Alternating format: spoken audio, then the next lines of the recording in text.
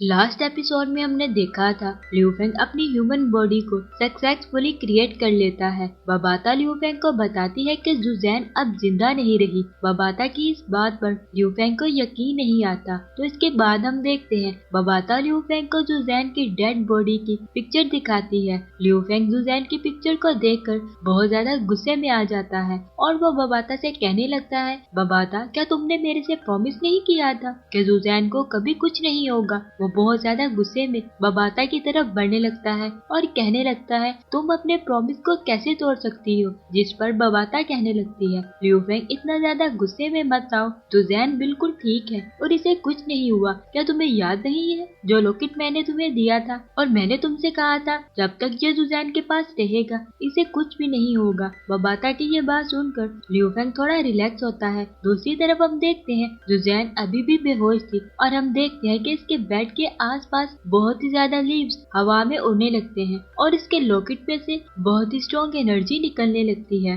और हम देखते हैं कि वो लॉकेट जुजैन के गले से निकलकर ऊपर हवा में आ जाता है। वो लॉकेट आसपास की एनर्जी को अब्सॉर्ब करने लगता है। जुजैन की बॉडी भी इन पावर्स की वजह से बेड से ऊपर उठने लगती है। जुजैन के इर्द गिर्द बहुत ही स्ट्रॉन्ग ऑरा फैल चुका था और हम देखते हैं कि इस लॉकेट की इंटरनल पावर्स एक्टिवेट हो जाती हैं और इटर्नल लव के जेनेटिक मटेरियल्स जुजैन की बॉडी के सेल्स के अंदर ट्रांसफर होने लगते हैं और हमें पता चलता है कि ये इटर्नल लव ही जुजैन को अभी तक जिंदा रखे हुए है, नहीं तो अब तक जुजैन मर चुकी होती। ये लॉकेट असल में ट्रेजर ऑफ सर्वाइवल के नाम से जाना जाता है। इस लॉकेट की वजह से जुजैन के इंटरनल ऑर्गन्स बिल्कुल सेफ थे और हम देखते हैं कि इस लॉकेट की वजह से जुजैन हील होने लगती है। जुजैन के इर्द गिर्द बहुत ही स्ट्रॉन्ग एनर्जी रोटेट करने लगती है। लिू फेंग बबाता से पूछने लगता है, क्या इस लॉकेट की एनर्जी अब्सॉर्ब करने के बाद जुजैन की सोल लाइफ इंक्रीज कर जाएगी। इस पर बबाता कहने लगती है, हाँ अब जुजैन इमॉर्टल हो चुकी है और ये सिर्फ तभी मर सकती है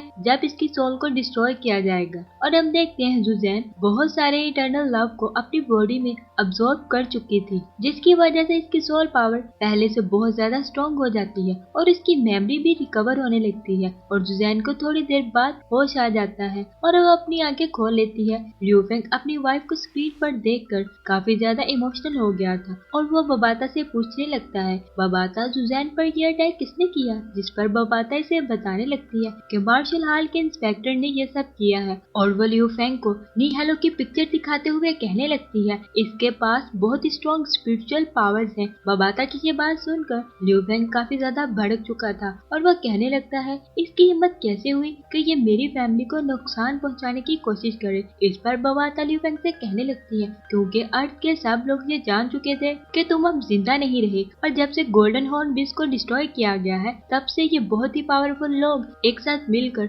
अर्थ पर राज करने के बारे में सोच रहे हैं और इनके इरादे बिल्कुल भी अच्छे नहीं हैं। और वह इन तीनों की पिक्चर्स लिू फेंग को दिखाते हुए बताने लगती है कि आर्चर अलायंसेस का नया हेड अब एथकिन बन चुका है और इसने एक बहुत ही स्ट्रॉन्ग फोर्स भी क्रिएट कर ली है और इसने तुम्हारे सब ट्रेजर्स को भी चुरा लिया है और वो लोगों को सरेआम कत्ल कर रहे हैं। बबाता की ये बात सुनकर लिू फेंग बहुत ज्यादा गुस्से में आ जाता है और कहने लगता है, इन सब की हिम्मत कैसे हुई कि ये मेरी फैमिली को खुलेआम नुकसान पहुंचा सके। और वह इस पर पूछने लगता है, क्या बाकी के 8 एल्डर्स की फैमिली सेफ है, क्या इन्हें तो कोई नुकसान नहीं पहुंचा। इस पर बबाता लिू फेंग से कहने लगती है, मुझे ये बात अफसोस से कहना पड़ रही है कि एल्डर मोहिंद्र सन की फैमिली में से एक पर्सन की डेथ हो चुकी है और ये बताया जा रहा है कि वो एक कार हादसे में मारा गया है। ये लोग हमारे शहीद वॉरियर्स की फैमिलीज पर अटैक करके इनसे ट्रेजर्स को छीन रहे हैं। बबाता की ये बात सुनकर लिू फेंग बहुत गुस्से में कहने लगता है, ये लोग कितने ज्यादा घटिया हैं, इनके दिल में तो किसी के लिए भी कोई रहम नहीं।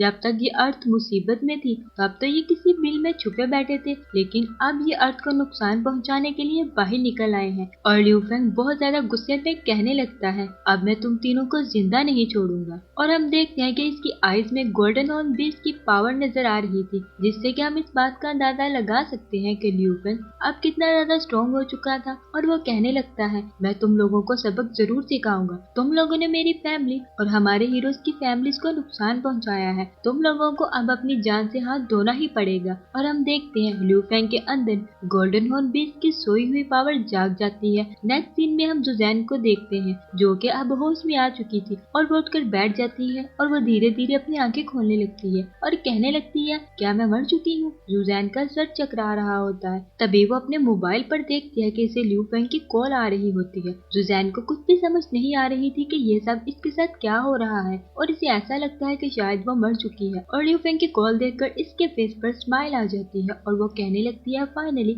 अब मैं तुमसे मिलूंगी, और वो दोबारा से लिू फेंग को इमेजिन करने लगती है। दूसरी तरफ हम देखते हैं लिू फेंग कह रहा होता है जुजैन मैं जल्द लौट कर वापस आऊंगा, लेकिन इससे पहले मुझे एक जरूरी काम को निपटाना है। और लिू फेंग फ्लाई करते हुए बड़ी तेजी से कहीं पर जाने लगता है। नेक्स्ट सीन में हम देखते हैं येन हाई काफी ज्यादा खुश लग रहा होता है। वो डांस कर रहा होता है और इसके हाथ में वाइन भी होती है। वो जश्न मना रहा था कि लिू फेंग तो मारा जा चुका है और इस अर्थ से गोल्डन हॉर्न बीच भी डिस्ट्रॉय हो चुका है, तो अब पूरी अर्थ पर मेरा राज होगा। लेकिन येन हाई को क्या खबर थी कि इसकी मौत बहुत करीब है। अभी वो अपने वाइन एंजॉय कर रहा होता है कि साथ ही इसके कमरे की लाइट ऑफ हो जाती है। वो चिल्लाने लगता है कि यहाँ पर कौन है और इसे ऐसा लगता है कि जैसे इसके आसपास कोई है, लेकिन जैसे ही वो अपनी सराउंडिंग में देखता है इसे कोई भी नजर नहीं आता। वो कहने लगता है कि मेरी सोल पावर तो बहुत ज्यादा हाई है और मैं अपने प्लेनेट के 3rd लेवल पर हूँ। ऐसा नहीं हो सकता कि मैं किसी भी ऐसी स्पिरिचुअल पावर या घोस्ट को नहीं देख सकता। ये कौन सी इतनी स्ट्रॉन्ग पावर है जिसे मैं नहीं देख पा रहा। येन हाई काफी ज्यादा डरा हुआ लग रहा था और तभी हम देखते हैं कि इसका पियानो खुद ब खुद बजने लगता है, जिसे देखकर येन हाई और भी ज्यादा खौफजदा हो जाता है और इसके कमरे की सारी चीजें हवा में उठने लगती हैं। ये देखकर येन हाई को अंदाजा हो गया था कि अब इसके सामने इसकी मौत खड़ी है और हम देखते हैं कि इसकी पिक्चर को कोई पावर टारगेट करती है, जिसके साथ ये पार्ट यहाँ पर खत्म हो जाता है।